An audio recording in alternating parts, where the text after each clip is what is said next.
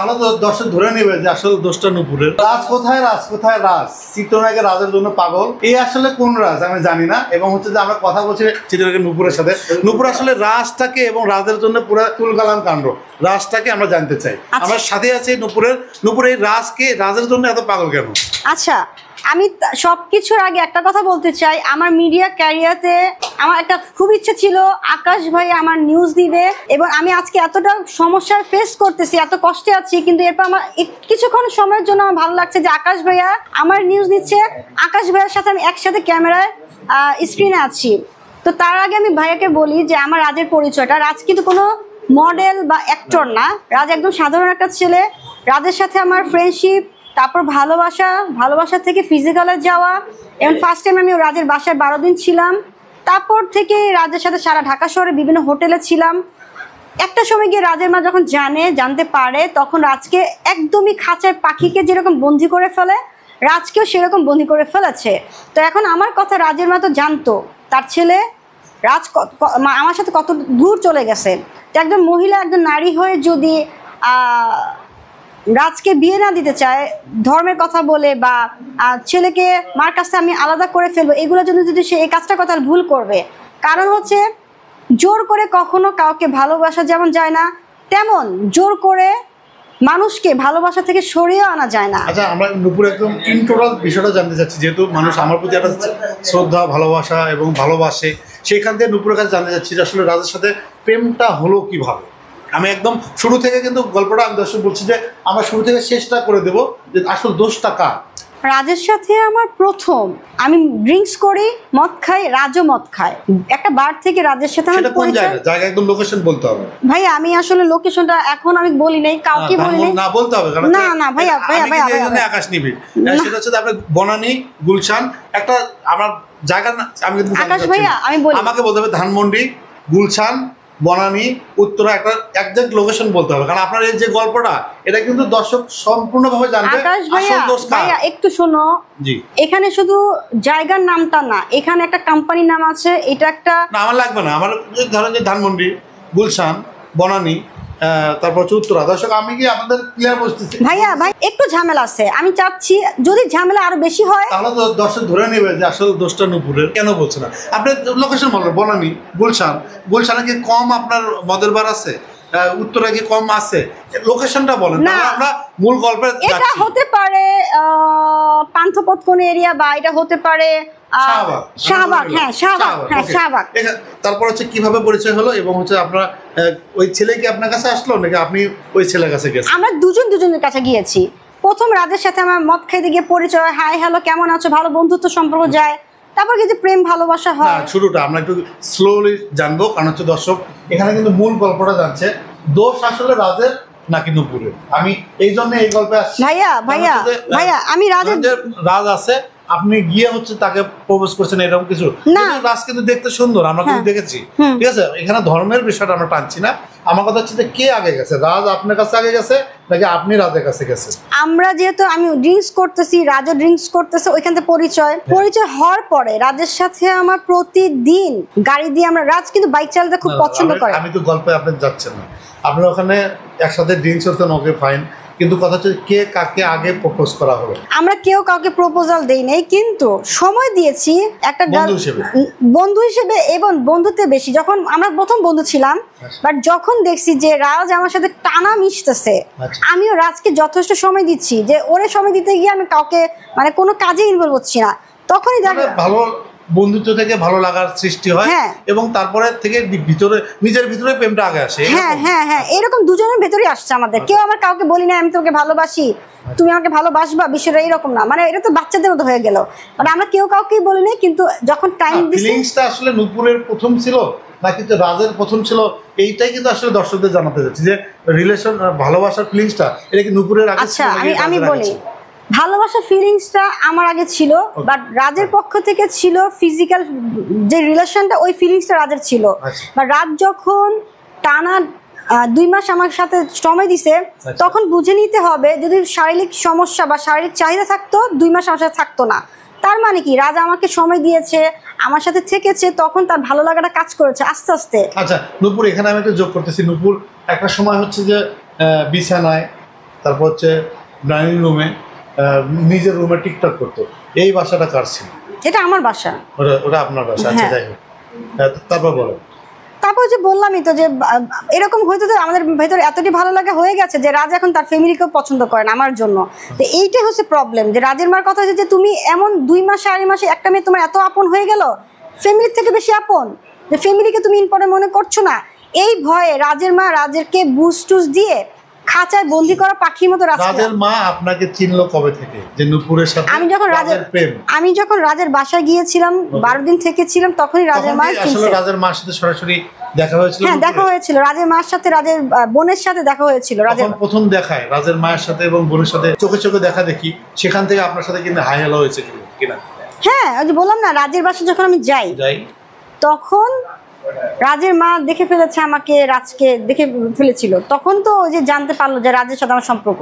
তোমাকে আসলে চুরি করে গেছো নাকি সরাসরি গিয়ে? একদম ওপেন, একদম ওপেন। হ্যাঁ, তখন তোমার রাজের মা তোমাকে কোনো হাই হ্যালো কথাবার্তা? না, আমাকে দেখে বরঞ্চ আমাকে রুমে ঢুকতে দেয় নাই। ঝগড়া করছিল রাজের মা, রাজের বোন একদম ঝগড়া করছিল রাজের বোন, যে তোমার গার্লফ্রেন্ড আমাদের বাসা কেন আসছে, আমাদের বাসা আসতে পারবে না, তুমি আমাদের বাসা আসবা না। রাজ কিভাবে বলছে? রাজের বোন, রাজের মা বলছে তুমি আমাদের বাসা আসতে পারবা না এই মেয়েকে নিয়ে। আচ্ছা, এই মেয়েকে কেন? মানে এই মেয়েকে মানে তোমার চেহারা পছন্দ হয়নি? তোমার হচ্ছে যে তোমাকে আসলে মানে তখন তো জানতো না যে তুমি হিন্দু মুসলমান এগুলো না।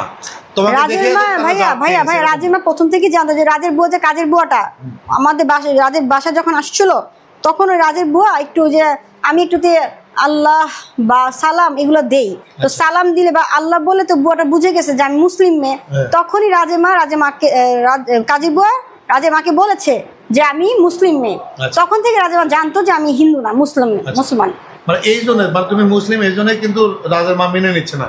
কিন্তু তুমি মুসলিম জানার পর সে 2 মাস আপনার সাথে থাকলো, সেখানে হচ্ছে যে তার এখন বাধা কোথায়? বাধা হচ্ছে ওই যে বললাম না যে রাজের মার ভয় একটাই, যে আমি যদি রাজের মার কাছ থেকে রাজকে আলাদা করে ফেলি। আচ্ছা, তোমার আসলে চিন্তা কি যে বিয়ের পরে আসলে রাজের মা তোমরা একই পরিবারে থাকতে চাচ্ছ এরকম?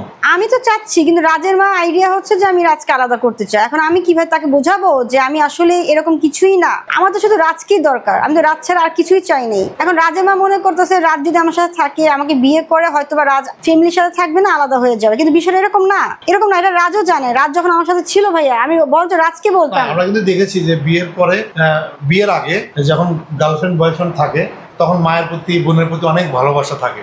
আমরা কিন্তু দর্শকেরা দেখেছি, সেখানে দেখা যাচ্ছে যে বিয়ের পরে রাজকে নিয়ে যে আলাদা হবে না, তার কি গ্যারান্টি? একটু আমি জানতে চাচ্ছি ভাইয়া। রাজ যদি আলাদা হতেও চায়, কিন্তু আমি তো আলাদা হব না, কারণ আমি জানি একটা মা তার সন্তানকে যদি আমি আলাদা করে ফেলি তার মার কতটা কষ্ট হবে, যেটা হচ্ছে রাজ জানে। আমি যখন রাজ আমার সাথে ছিল, আমি রাজকে বলতাম রাজ তুমি একটা না আমার সাথে আসো, একটা বার মাকে কল দিচ্ছ না, তুমি মাকে কল দাও, মার সাথে কথা বলো। বরঞ্চ রাজ আমাকে বলতো যে আমি এখন মাকে কল দিলে মা আমাকে বকা দিবে, তুমি কি চাও আমি বকা শুনি? রাজ হচ্ছে মাকে খুব ভয় পেত এবং মার কথা রাজ শুনতে চাইতো না। তো এখন ছেলে যদি মার কথা না শুনে, এটা আমার কি দোষ? এখন আমার দোষ একটাই, রাজ কেন আমাকে ভালোবাসে। আমাকে ভালোবাসা মানে আমি রাজকে আলাদা করে ফেলবো রাজের মার কাছ থেকে, এটা রাজের মার ভয়। আচ্ছা, যেহেতু আমি আকাশ নিবিড়, আমাকেও আপনারা ভালোবাসেন, আমি সত্যর পক্ষে কাজ করি। আমি আসলে নূপুরের কাছে জানতে চাচ্ছি যে আসলে রাজের মাকে কোনো মেসেজ দেওয়ার আছে কিনা, যে এই মাধ্যমে হয়তো বা রাজের মা, এটা তো আসলে সমাধান একটা দরকার, এবং তিনিও কিন্তু হচ্ছে যে আমাদেরই তো ভাই বোন, এটার আসলে সমাধান হওয়া উচিত বলে মনে করি। রাজের মাকে যদি কোনো মেসেজ দেওয়ার থাকে। আকাশ ভাই, আমি রাজের মাকে শুধু 2টা মেসেজ দিতে চাই। একটা হচ্ছে আমি চাই নাই আপনার কাছ থেকে আপনার ছেলেকে আলাদা করতে, কারণ আমি তো কারো সন্তান, কারো মেয়ে। আমি বুঝি একটা মার কাছ থেকে সন্তানকে আলাদা করলে মার কতটা কষ্ট হয়। আমি কখনো চাই নাই, আমি এতটুকু আপনাকে বলবো যে আমি কখনো একটা সেকেন্ডের জন্য বলি নাই রাজ তুমি আমার সাথে আলাদা থাকবা। আমি সবসময় রাজকে বলছি রাজ আমি তোমার সাথে তোমার মাকে নিয়ে থাকতে চাই। এটা হচ্ছে রাজের মাকে আমার নিউজ। আরেকটা হচ্ছে আমার সম্মানে দিতে তাকিয়ে, আপনি একটা মহিলা, আপনি একটা নারী, আপনার ঘরে একটা মেয়ে আছে। আজকে আপনার মেয়ের সাথে যদি 2 মাস কোনো ছেলে ভালোবেসে সরে যেত, তার ফ্যামিলি যদি বিয়ে দিতে না চাইতো, আপনি কি করতেন মা? আপনি অবশ্যই চাইতেন আপনার মেয়ের সম্মান ফিরে আসুক। আপনি অবশ্যই চাইতেন আপনার মেয়েটাকে ওই ছেলেটার সাথে বিয়ে দিব, যে ছেলে আপনার মেয়ের সম্মান নিয়ে গেছে। তো আমার কথা, আপনি একটা নারী হয়ে একটা নারীর সম্মান কিন্তু কিনতে পারেন না টাকার বিনিময়ে। আপনি একজন নারী হয়ে অন্তত একটা নারীর সম্মান বাঁচান, আমাকে অ্যাকসেপ্ট করে নেন। আর যদি আমাকে অ্যাকসেপ্ট না করেন, আমি এরকম পাগলামি করে যাবো মা, আমি কখনোই আপনাকে শান্তি থাকতে দিব না। কারণ এখানে আমার সম্মানের ব্যাপার, আমার ভালোবাসার ব্যাপার। আমি কখনোই আপনার রাজ, মানে আমার রাজকে আমি বিক্রি করবো না আপনার কাছে। মানে কথা দিচ্ছেন যে আসলে রাজ যদি একসাথে থাকেন, মা বাবা ভাই বোন সবাই একসাথে থাকবেন। আপনি কিন্তু আরেকটা বিষয় বলি যে নূপুর হচ্ছে যদি ভালোবাসায় মগ্ন অথবা ভালোবেসে রাজের জন্য পাগল, তার মান সম্মান কিন্তু এখন হচ্ছে যে আমাদের কাছে এই যে চুঙ্গ বিষয়, এবং আমরা কিন্তু তাকে অপমানও করছি। এখানে সে একটা বিষয় নূপুর আমরা জানতে চাচ্ছি যে নূপুর কিন্তু বলছে যে ভালোবাসার জন্য ধর্ম চেঞ্জ করবেন, সেখানে আপনি এই কথাটা আসলে কেন বললেন? ভাইয়া, আমি ধর্ম চেঞ্জ করতে চাইছি এর জন্য যে রাজেমা প্রথমত বিয়ে দিতে চায় না। এখন যেহেতু আমার সম্মানটা আমি বাঁচাতে চাই, আমার ভালোবাসাটাকে বাঁচাতে চাই, আমি আমার ভালোবাসাটা বিক্রি করতে চাচ্ছি না, বাজারে নিলাম করতে চাচ্ছি না। এর জন্যই আমি চেয়েছি রাজেমা যেভাবে বলে, যা বল আমি তাই শুনবো। তো রাজেমার প্রথম ডিমান্ডই হতে পারে যে আমি মুসলমান, রাজ হিন্দু, এটাই বলবে যে তুমি হিন্দু হও। তো রাজের মা বলবে কি, রাজেমা বলার আগে আমি বলেছি যে আমি হিন্দু হব, রাজকে ভালোবাসি বলে, আমি আমার সম্মানটাকে বাঁচাতে চাই বলে, ভালোবাসায় আমি নিলামে লাগাতে চাই না বলে। এখানে হচ্ছে যে আমরা একটা জিনিস জানি যে যেহেতু আমাদের ধর্মটার বিষয়ে আপনি যেমন বলছেন যে আপনি ভালোবেসে বিয়ে করলেন, এ জামানায় ভালো থাকলেন, আপনি পরজীবনের তো আপনাকে চিন্তা করতে হবে, তাই না? এটা আসলে কি আপনি ভুল করছেন কিনা? ভাইয়া, ধর্মের আগে কিন্তু ভালোবাসা। আমি যদি ধর্মটাকে ভালো না বাসি, তাহলে কিন্তু আমি ধর্ম পালন করতে পারবো না। তার মানে কি, আমার ভালোবাসাটা সবার আগে। এবং ইম্পর্টেন্ট হচ্ছে, আমি যদি হিন্দু হই, আমি বলবো আল্লাহ অনেক নাম, আল্লাহ বহুরূপী, আল্লাহ প্রত্যেকটা ধর্মে তার নিজের অস্তিত্ব নিয়ে সে নিজেকে প্রেজেন্ট করে। তো আল্লাহ যদি অনেক নাম হয়ে থাকে, আল্লাহ যদি বিভিন্ন রূপে সব মানুষের কাছে আসে, তাহলে আমি বলবো আমি যদি মুসলমান থেকে আল্লাহকে পেয়ে থাকি, আমি হিন্দু হলেও আল্লাহকেই পেয়ে থাকবো। হয়তোবা সে মূর্তি হয়ে সে আমার কাছে আসবে। আর এই যে আমি যদি এখন মুসলিম হয়ে আল্লাহকে পেতে চাই, আমি হয়তোবা আল্লাহকে না দেখে আমি নামাজ রোজা পড়ে মসজিদে যে বা ঘরে থেকে আমি নামাজ রোজা পড়ে আমি আল্লাহকে পেয়ে থাকবো। তো আল্লাহ সব জায়গায় সমান, আল্লাহ কখনো দুই রকম হয় না, আল্লাহ একজনই হয়। তবে আল্লাহ প্রত্যেকটা ধর্মে তার রূপ চেঞ্জ করে। রূপ চেঞ্জ করা মানে এই না ব্যক্তিকে চেঞ্জ করা। যাই হোক দর্শক, আমরা কিন্তু জেনে নিচ্ছি যে আসলে ভালোবাসার পরিমাণটা এতই বেড়ে গেছে যেখানে ধর্ম কিন্তু আসলে তার কাছে খুব ছোট করে দেখছেন তিনি। আমি না ধর্ম আমি ছোট করে দেখিনি ভাই, আমি ধর্মকে সম্মান করে বলেছি যে আল্লাহ প্রত্যেকটা ধর্মেই আসবে তার নিজের রূপ নিয়ে, নিজের অস্তিত্ব নিয়ে। তবে আল্লাহ একজন না, আল্লাহর অনেক নাম আছে, আল্লাহর অনেক রূপ আছে। আমি যেরকম মুসলিম থেকে আল্লাহকে পাচ্ছি, আমি হিন্দু থেকে আল্লাহকে পাবো, এটা আমি বিশ্বাস করি। এখানে ভালোবাসার কাছে কিন্তু সে ধর্ম চেঞ্জ করে নিচ্ছে, এটাই তো আমরা মেসেজটা পাচ্ছি, তাই না? জি ভাইয়া, সেটা আপনার ব্যক্তিগত ব্যাপার, এটা আপনার ব্যক্তিগত হতে পারে। আমি দর্শকদের এটাই শুধু বলতে চাই যে একটা আপনার তাকে নিয়ে ট্রল করছেন এবং হচ্ছে তার চেহারা এবং হচ্ছে তার বাহিক গঠন নিয়ে হচ্ছে ইয়ে করছেন, কিন্তু দেখেন সে একজন মুসলিম নারী হয়ে কিন্তু আমি আপনার কাছে যে মেসেজটা দিতে চাচ্ছি, উনি কিন্তু জানতেন না যে রাজ একটা অন্য ধরনের। তিনি কিন্তু ভালোবেসেছেন এবং ভালোবেসে কিন্তু নূপুর আজকে রাস্তায় কিন্তু রাজ বলে চিল্লাচ্ছেন।